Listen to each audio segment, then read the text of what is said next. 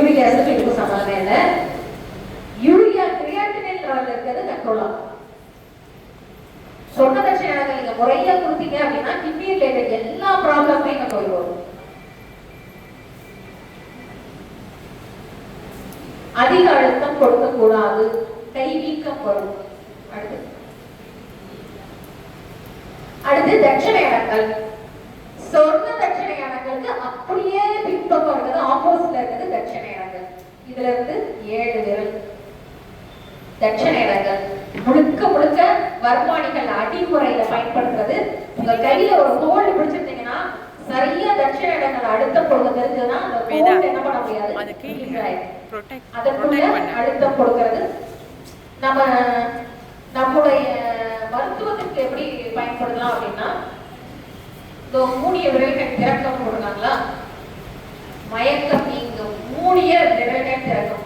கையை நீங்க டைட்டா மூடிய விரல்கள் திறக்கம் எதுக்கு திறக்கம், மூடிய விரல் அல்பாடுக்கு போது என்ன அப்படின்னா, ஏதாவது ஒரு ஆயுதம் பிடிச்சிருந்தாங்க அப்படின்னா டைட்டா கிரிப்பா பிடிச்சிருந்தாங்கன்னா தட்சணை இடங்கள்ல ஒரு அழுத்தம் கொடுத்தா இந்த கிரிப் என்ன ஆகும், இந்த கிரிப் வந்து டைட்னஸ் ரிலீஸ் ஆயிடும்.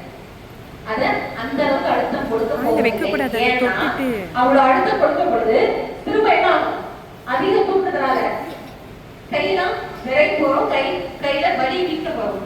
வர்மம் வந்து எப்படி பாசிட்டிவா வேலை பார்க்கணும். இப்ப இங்க கொடுத்தாங்க திருவள்ளை கொடுத்தாங்க, கால் வலி சரியாச்சு. அப்ப அதுல முறையற்ற அதிகமான அழுத்தம் கொடுக்கும்போது என்ன ஆகும், அதுல கொடுக்கப்பட்ட தொந்தரவு அப்படியே வரும். ஓகேவா, வர்மத்தை வந்து நம்ம கியூர் பண்றதுக்கு தான் பயன்படுத்தணும். நம்மளோட வித்தையை காமிக்கிறது, நம்ம வீரத்தை காமிக்கிறதுலாம் பயன்படுத்த போவதில்லை. ஓகே, அடுத்து